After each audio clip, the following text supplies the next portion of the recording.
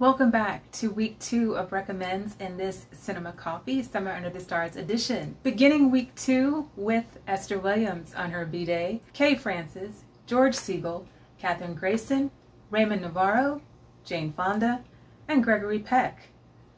To the Break Room Classic Film fans, it's tea time for a coffee break. Can you get Cab Calloway on it? That's my patty waist sugar. I'm sure that gambling is going on in here. By the way, how is your father?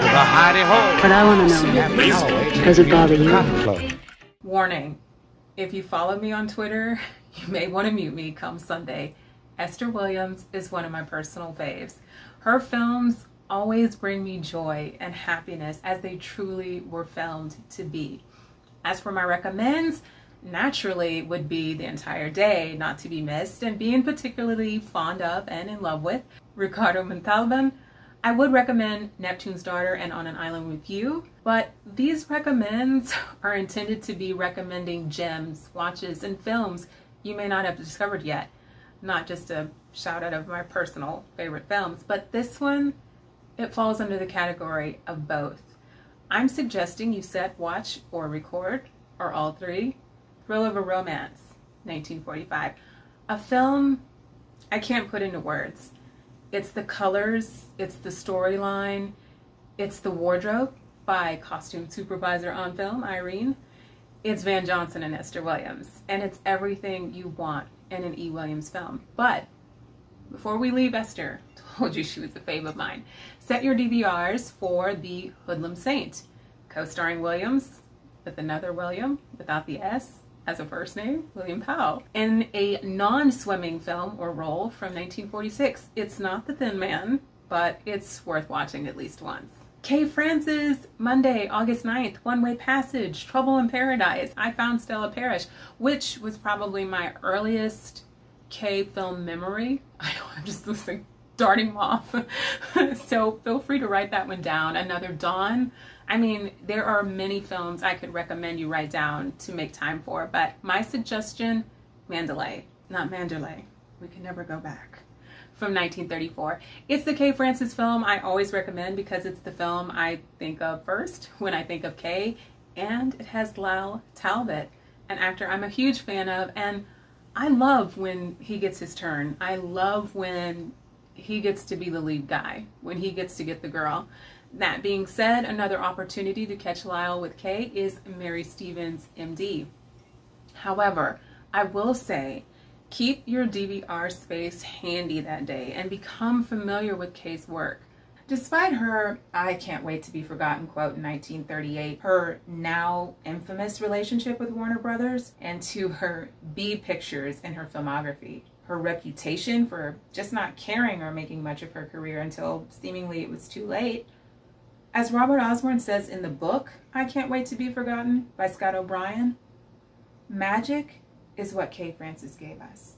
Being considered box office poison by The Hollywood Reporter in 1938, and the truth, debatable argument surrounding The White Angel, a biopic based on Florence Nightingale in 1936 at the box office, her performances should not be left out of the conversation of actresses to come out of the golden age of Hollywood, especially in films like Confession, 1937, which is being shown at 11:45 p.m. Central Time. And if so inclined, catch Kay and The White Angel for yourself and see what you think. August 10th, George Segal, who passed away March of last year at the age of 87. Revisited watching him that weekend in Lost Command, co-starring two of my favorite actors, Alain Delon and Maurice René. However, with this lineup, recommending The Young Doctors, 1961, and Fun with Dick and Jane, the original version, from 1977. Katherine Grayson, Wednesday, August 11th. So happy to see her join the group of honorees. My intro to Katherine Grayson was Anchors Aweigh, 1945, and we've been buddies ever since. Though for a while, I was upset with her for choosing someone else over Frank Sinatra, never mind that it was Peter Lawford or Gene Kelly. It just upset me. However, I tried to remind myself it was her character's doing, not hers, and that it was just a film. That still upset me. Just the same, recommending a film that might surprise you that I would recommend, The Vanishing Virginian from 1942, but it features Louise Beavers. So set your DVR as it airs 5 a.m. Central Time. And I'm going to sneak in Seven Sweethearts from the same year. Fans of Presenting Lily Mars from 1943 will be familiar with Van Heflin's role in this musical-esque fare, though different types of roles, not a theatrical producer, but a reporter, both produced by Joe Pasternak, with a story all its own that was headlined involving a lawsuit, but I'll let you look that up on your own time. And we get to see a different side of Carl Esmond, which I admit I adore, because I like to see him in these romantic or charming or playboy type roles, as with Without Love, than I do seeing him as a villain. And Andy Hardy fans will recognize Marion!